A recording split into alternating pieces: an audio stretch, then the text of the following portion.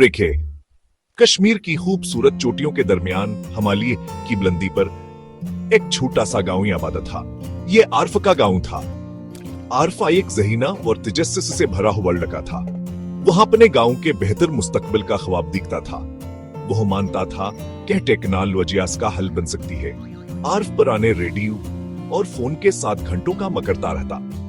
वह कुछ मिनफट कुछ खास बनाना चाहता था। वह अपने गांव के मसाइल हल करने के लिए टेक्नोलॉजी का इस्तेमाल करना चाहता था। आर्फ की माँ इसके लिए हम तक का पहाड़ थी।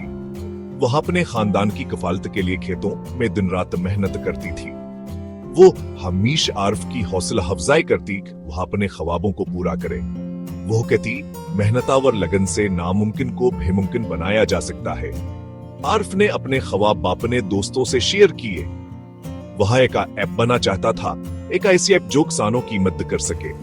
किसानों को मौसम की सही मालूमात और मंडी की कीमतों का पता लगाने में मुश्किलात का सामना करना पड़ता था। आर्फ जानता था हाँ एक ऐप खलाक ऊपर कर सकती है।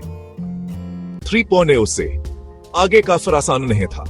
आर्फ और उसके दोस्तों को बहुत असीम शिकलात का सामना करना पड़ा। उनके पास वसाइल की कमी थी और टेक्नोलॉजी कम नासबर साइन है थी, लेकिन आने का हौसला बुलंद रहा। आर्फ इंटरनेट इस्तेमाल करने लिए कई मील दौर करीबी शहर जाया करता था। उसने ऑनलाइन जराया से कोडिंग और ऐप डेवलपमेंट सीखी। उसने बेशुमार रातें पढ़ने और तजुर्बात करने में गुजारे। उसके दोस्त उसके साथ कंधे से कंधा हम लाकर चलते रहे। उन्होंने एक दूसरे की हौसला अफजाई किया और एक दूसरे का साथ दिया। उनका एक मुश्तरक मकसद था अपने गांव की तरक्की का एक ख्वाब उनके गनरनिंग लाने लगी। उन्होंने अपनी अब का एक बुनियादीन मोन हथियार कर लिया। ये आर्फ और उसके दोस्तों के लिए फख्र कालमहा था। उन्होंने इब्तिदाई रुकावटों को अबूर कर लिया था। हिस्ट्री पॉइंट है, एक रात गांव में एक खौफनाक तूफान आया। हवा जोर से चल रही थी और 30 बारिशान के घरों से टकरा रही थी। गांव वाले खौफजदा होकर अपने घरों में दबक गए। आर्फ परेशान था।